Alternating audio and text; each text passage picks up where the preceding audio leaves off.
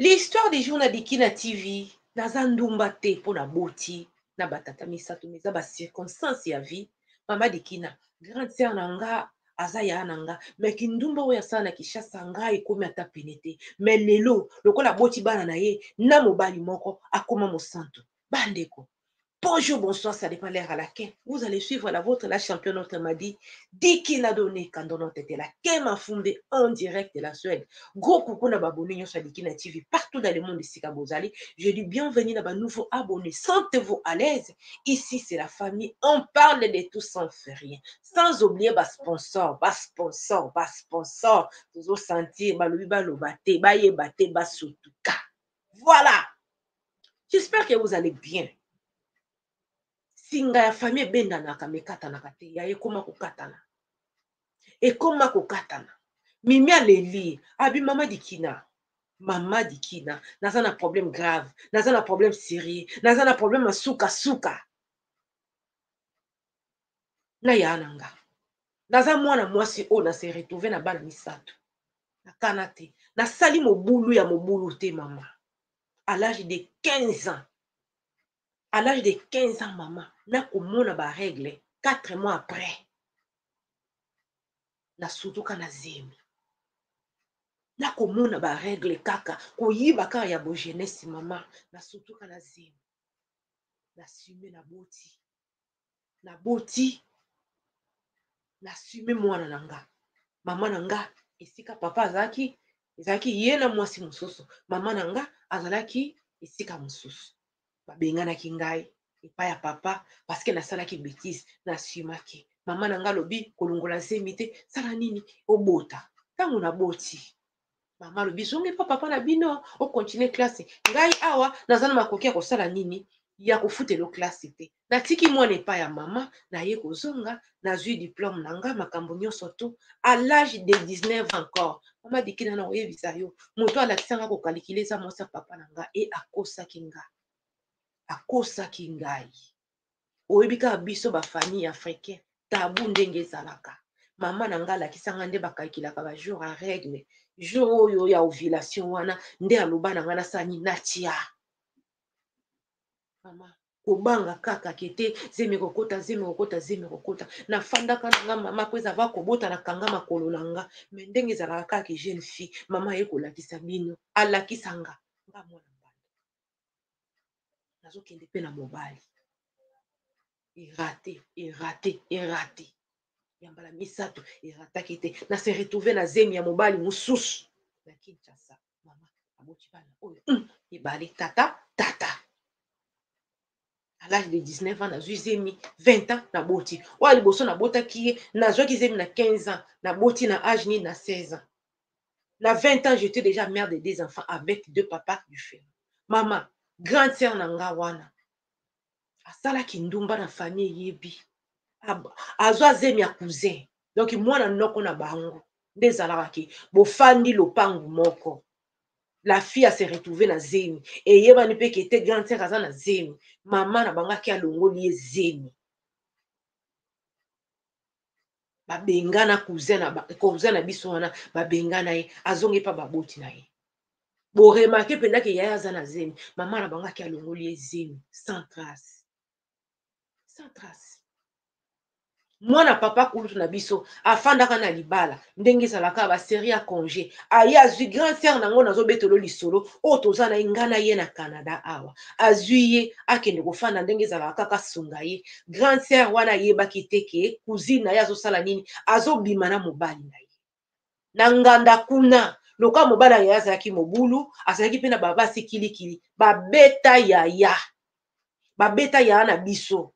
Pourquoi bambanda bake kokuta ye na mobali na bango ntango ekomeli yaya na ndako sela oyo koyebaka ete cousine ya bimaka na mobali na ye yaya abota na mobali ya cousine na biso famille eyebi yango telme etiaki matata mama oyebi koloba mongoloba toyebi pe te eloko nini esalema mwana wana abelaka fièvre ya pamba mama Dikina bebe wana azalaki na baage ya ba 2 ans akosaki na 3 ans te age ya ba 2 ans fièvre kaka ya pamba mama ya pamba ekomi makila le temps balukaka ndeni ya kosala bebe wana kufa. Donc grande sœur alongola zemi ya cousin na ye mwana oyo abota na mobali ya cousine na ye mwana wana kufa. Mama nga na se retrouva na bana nga mibale na bota na fume. Nzela poto ye komonana papa atindi ye aye kotinda nga atindi pe bandeko mosusu. Problème ebandi wana mama humiliation. Lelo na oloba mama Dikina. Je 26 ans. Nakuta na mobali awa na mboko ya Canada. Na boti 3e mwana na ngai na mobali mosusu. Mais sœur na ngai azako parvenir ko finga nga na présence ya mobali na ngai. Puis na leki na mwasi otofanye na ndako. Comment moi je suis une pite. Ndenge nini na banda kosala kindumba depuis na âge ya 15 ans. Depuis na âge ya 15 ans. Mobali nanga bikete non yaya boyete koyi kosala boyete azuye abimi na ye et tout ameki ko calmer situation. Denga na ye ko benga papa na Congo. Nabi papa.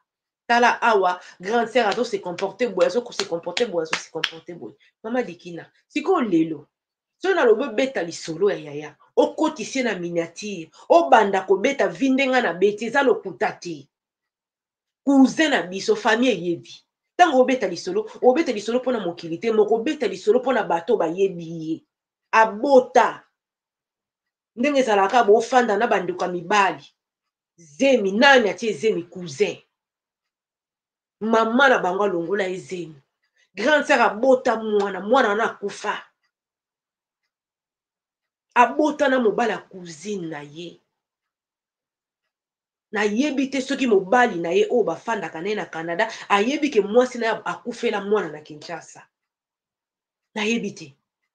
Mais muta ko finga ngandenga na bota bana tata. Mama Dikina na sali kindumba te.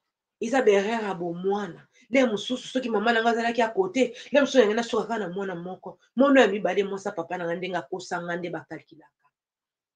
Na sali ya liboso ya mibale ya misato nde na kangama. Moi pe na longoleza te. Kolongo na longwa ka wana na kende pa mama na biso pona komaki na bana mibale moi ka na tiki na mama biso charge ezate. Mais papa le quoi yebe quand même que te azana na bana quelque part asale de sorte que tant makambo poto yaki ameka ko bimsa bana par-ci par là ba bima ba kende poto. Lelo o grande sœur akoma mwasi malamu mwasi mosanto mwasi wa sali kindumba te na bomwana mais mama ya sala ba bêtise. Soki na tuni soki na ye ko sambwisa yaya nanga ndazo sambwisa nga na sali mabe po obeta lisolo na bakombo mobali na ya yebi famille akoyeba na ko se renseigner akokuta ke likambo moko to kosi ezate apanza famille na kopanza makolo na cousin lali yo longoli zeni ali ba condamna mwana mbali wana pourquoi parce que bango ba parents bazalaki pauvre oyebika ndenge za so omona na moi eluka kolia famille mususu omona kende ko fande pa ndeko na ngai na ndeko kuna apanzela cousin na ye makolo balongola zemi pendeza ke mwana mwasi bo remarquer ke yaya komi na zemi ko sanza pamba bazuye bakende ko sala test azo wa tenga na sanga na zemi te bakenda ko sala test kuna test la kisake grande sœur aza na zemi mais mwana na bota mate mama na banga longola zemi mais ya ko finga nga na mboka Canada yaya ko tonga ngai awa ko humilie nga même na présence ya mobali na nga siko soki nga na lobby akota miniature obeta lisolo na ye asali mabe bandeko mimi atuni boye asambwisa mwana papa na ye tote aya pe koloba ba vérité vie o ya na sala obete parce que lelo yaya na Canada komi mosanto po a se retrouver na ndako libala afanda boti bana na mobali o bazali na ye tisiko ya banda ko bota saka na mobali yango akoma komi mona ke ye mosanto ko finga nga ko sambwisa nga ko dénigrer nga siko nga pe na lingi na sambwisa ye bandeko asambwisa to asambwisa te yaya na Canada na mboka ni makwakala amimona na miniature tote to beta lisolo na ye ndenge alongola zema cousin ndenge abota na mobali